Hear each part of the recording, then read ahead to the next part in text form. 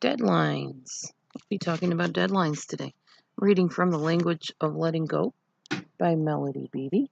This is our Letting Go in 2019 series.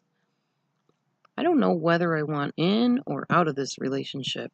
I've been struggling with it for months now. It's not appropriate to let it hang indefinitely. I'll give myself 2 months to make a decision. By Anonymous. I've had this unresolved problem hanging over my head for 6 months now. I'm confused. I'm not certain what to do. I'm going to give myself 1 month to come up with a solution. Also by Anonymous. Sometimes it helps to set a deadline. This can be true when we face unsolved problems, are struggling with a tough decision, have been sitting on the fence for a while, or have been floundering in confusion about a particular issue for a time. That does not mean a deadline is written in stone. It means that we're establishing a time frame to help ourselves not feel so helpless and to help bring a solution into focus. Setting deadlines can free our energy to set the problem or issue aside, to let go and allow God and ourselves to move toward a solution. We don't always need to tell people we've got a deadline. Sometimes it's better to be silent, or else they may feel we're trying to control them and may rebel against our deadline.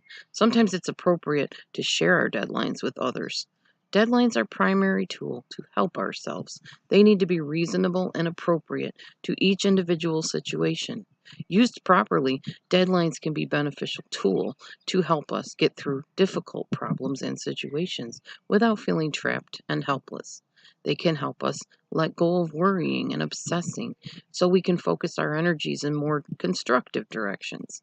Setting a deadline can help move us out of that uncomfortable spot of feeling victimized by a person or a problem we can't solve. Deadlines can help us detach and move forward. Today, I will consider whether a deadline might be helpful in some area of my life.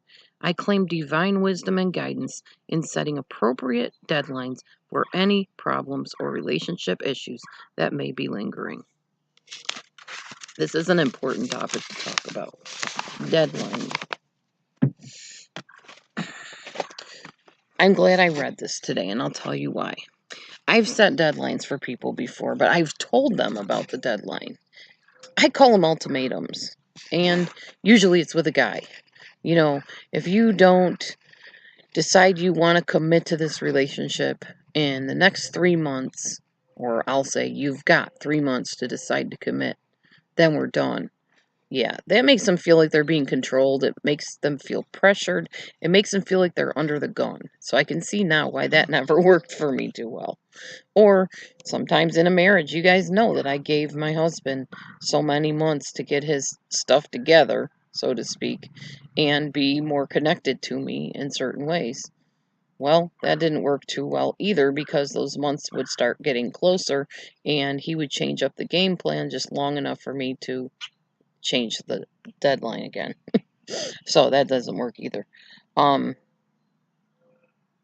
It's something you have to have in your head, or maybe in a journal or something. You're telling yourself, hey, this stuff has to change. Now you talk about the person about changing, making the necessary adjustments, but you don't hold them to the letter, so to speak. You don't put the screws to them. That's another way of saying it, so that they feel like, oh my gosh, I've got to do this in so much time and I can't, so I guess I'll just give up, or I guess I'll just make it look like I'm changing so that she doesn't end things.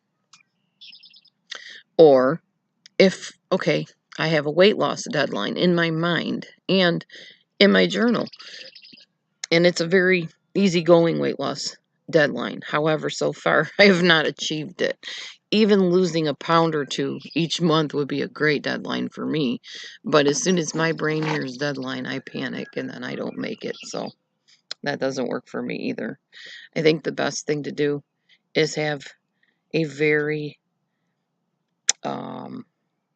wide open understanding of what you want to accomplish and really look at yourself as far as what you have accomplished rather than the end goal. I think that's my biggest flaw in life is I always look at that goal I'm trying to reach toward and I feel bad about the process. Enjoy the journey. Enjoy the process as you're getting to that goal. So it's really not even about deadlines. It's really about, again, taking it one day at a time, one step at a time, and enjoying where you are on the pathway to wherever it is you're going. So I think the hardest thing in any job is when we have a deadline and we know we have this much time to do what the boss wants us to do what the company needs us to do. And we know how hard that is. We know how much pressure that is. But yet we put those same deadlines on ourselves. I think the key to this little reading today on deadlines is to, as much as possible, not have them or set them extremely reasonably, and make sure we don't beat ourselves up if we don't hit that deadline. We are all human. We all make mistakes. We all make bad decisions.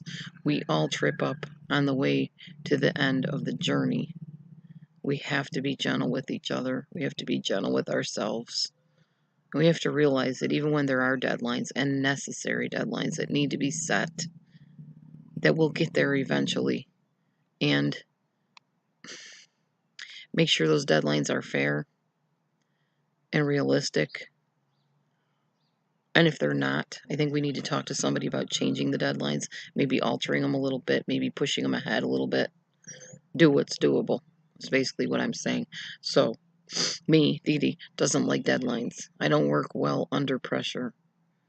Loose deadlines, maybe, but not firm, in stone deadlines. Nobody can live up to perfection. And deadlines, strive for that sometimes. Just make sure your deadlines, if you're setting them for yourself or someone else has set them for you, that they're realistic and able to be achieved and not perfectionistic. That's all I have to say on deadlines. We'll see you tomorrow on Letting Go in 2019. Thanks for watching. Be blessed.